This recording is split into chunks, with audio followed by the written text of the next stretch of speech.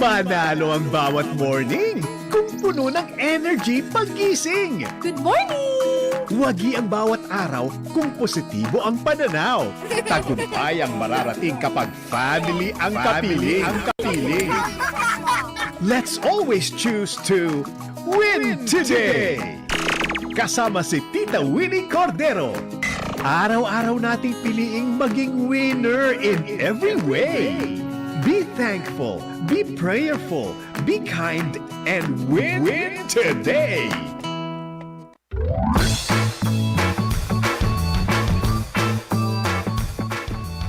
Hello, beautiful people of the world and the Philippines! Good morning po! Palakpakan! Naku, siya-sayahan ng peg natin on a lovely Saturday morning. Nagulat ba kayo? Ibang tinig at mukhang nakikita at nasa sightseeing ninyo. Good morning po. Ay, hindi ba naman ganun yung boses ni Tita Winnie? Pansamantalang umaalili po sa dalaging ding ng 6:30 si Tita Winnie Cordero na nagba-birthday ngayon. Happy birthday, Tita Winnie! Mahal na mahal na mahal na mahal na mahal ka namin. I love you and I love your family. Alam mo, Tita Winnie, parang ano yan eh. Sa past life ko yata kapatid ko. Ganon. Tapos sa present life ko ay nanay ko, Tita Winnie nating lahat, ganon. Love na love ko yan eh. Love you, Tita Winnie. Pansamantalang umahalili po sa dalaginding ng 6:30, ang dagundong naman ng 6:30. Dagundong, di ba? Pas! Naku, sa mga bumabiyahe po ngayon sa kakalsadahan dahil papunta na po sa mga sementeryo, kolumbarium, simbahan, at kung saan naman po natin sinasariwa ang ating mga yumaong mga mahal sa buhay. Naku, pagpalain nawa po kayo, unahin po ang pagdarasal sa kanilang kaluluwa. Dagdagan naman po ng ingat. Sa mga nagre-reunion naman po ngayon, ingatan ng mga bata. Lagi ko pong paalala, lagyan nyo ng ID yung mga bata.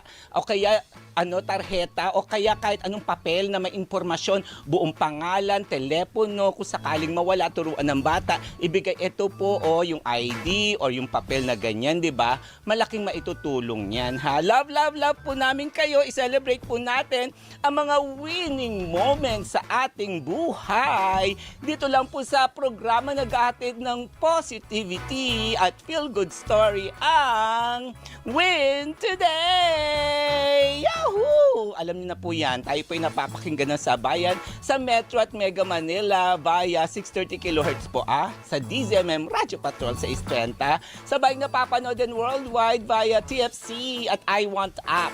Yan po ay DZMM Teleradio. Sa YouTube din po, sa Facebook, at sa lahat po ng social media platform, follow, subscribe nyo po kami. We love you!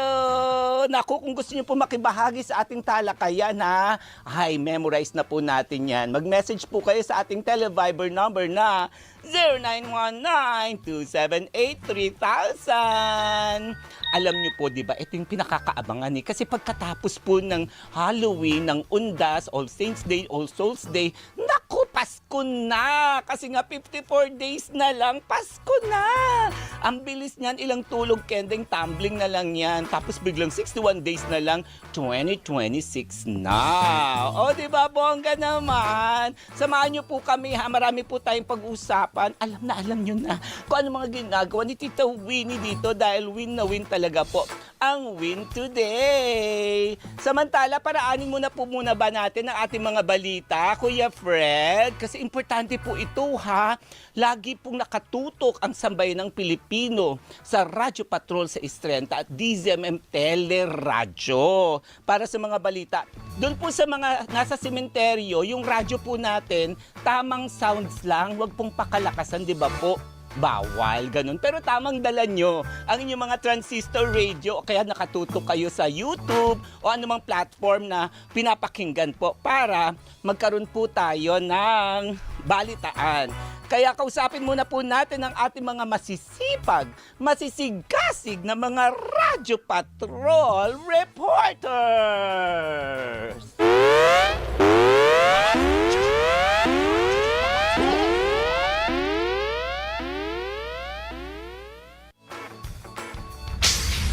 Undas 2025. Unahin na po natin ang sitwasyon dyan sa Holy Cross Memorial. Naku, kalsada papasok sa Holy Cross Memorial Park sa Quezon City. Nagmistulang parking lot. Narito ang balitang kumpirmado, sigurado, hatid ni Radyo Patrol, Zeus Legaspi. Ay, Zeus! Magandang umaga sa iyo, Papa Awel. At abiso nga po sa mga dadalaw pa lamang dito sa Holy Cross Memorial Park sa Quezon City. Mabigat na po ang daloy ng mga sasakyan sa Pablo de la Cruz Street. Papasok po yan dito sa mismong sementeryo. Luluwag yan ng bahagya sa Holy Cross Road. Nasakop na po ng sementeryo pero mahaba pa rin po ang pila ng mga sasakyan. Meron naman mga nakapwestong enforcer ng Quezon City Traffic and Transport Management Department sa mga naturang kalsada para po umalalay sa trapiko.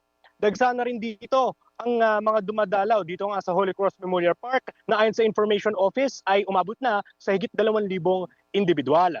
Papawel, dahil pwede mag-overnight dito ngayong Todos Los Santos, kanya-kanyang tayo na rin ang tent ang mga bumisita sa kanilang mga yumaong mahal sa buhay. Wala pa naman naitalang medical emergency rito ayon sa volunteer ng Philippine Red Cross. At para nga dito sa mga papasok na may dalang sasakyan sa Holy Cross Memorial Park, medyo pahirapan na rin po sa parking. Yung ilang mga sasakyan dito, nandito na sa mismong sidewalk na parada at yung iba naman po ay patuloy sa pag-ikot sa paghahanap ng mapaparadahan.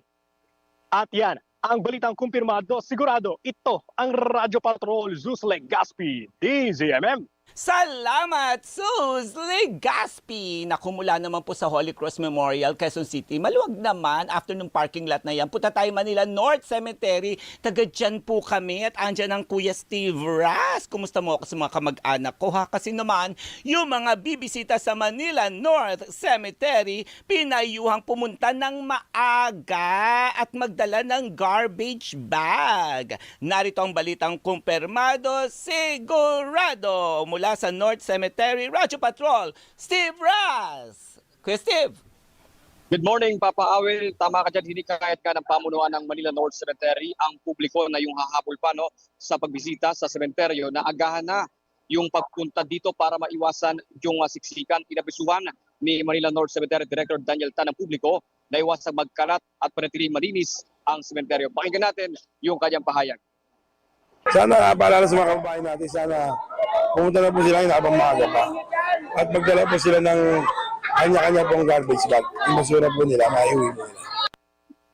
Papa Awel, dahil wala ngang libreng sakay ngayon, sinabi nga ni Director Tan na nag-provide na sila ng higit 100 wheelchair sa entrada ng sementeryo para sa mga PWD, buntis at senior citizen na mahihirapang maglakad papunta sa puntod ng kanilang mahal sa buhay.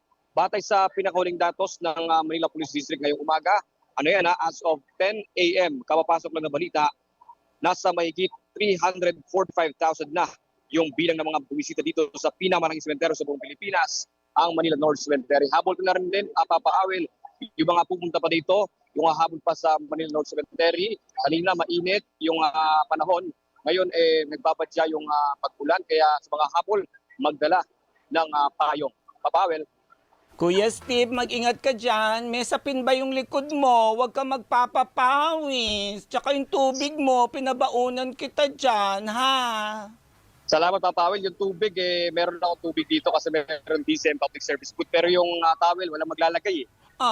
Sandali, tapusin ko lang programa. Lalagyan kita ng sapin sa likod, ha? Ingat po, Kuya Steve, at sa lahat ng mga kapamilya at kaserbisyo natin dyan.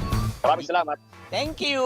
Gigil hug, gigil hug. Naku, mula Manila North Cemetery, malayo-layo yung babiyahin natin. Papunta naman ng Manila South Cemetery. At andyan ang isa pa nating paborit. Naku, magde-deploy naman daw ng libreng sakay na, ito ha, mula dyan po sa Manila South Cemetery, hindi na magde-deploy ng libreng sakay na e-trike sa loob ng sementeryo. Narito ang balitang kumpirmado, sigurado, mula sa Manila South Cemetery, hatid ni Radyo Patrol, Marlene Pajernos. Ate Marlene.